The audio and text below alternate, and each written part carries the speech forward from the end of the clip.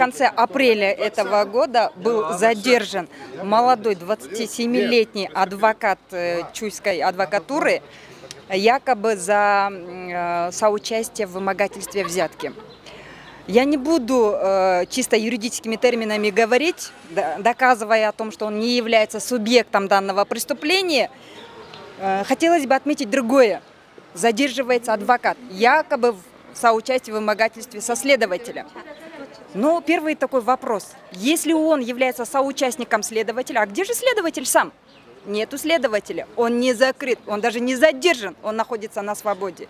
Задержали почему-то адвоката. Нарушены все требования как норм процессуального законодательства, как норм материального права.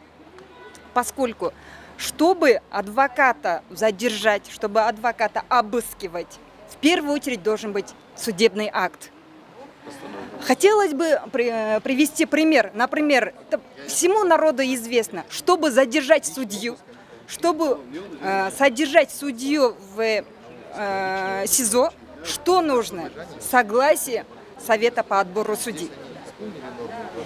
До того, как Совет по отбору судей, никто не имеет права задерживать судью, поскольку судью защищает конституционный закон о статусе судей.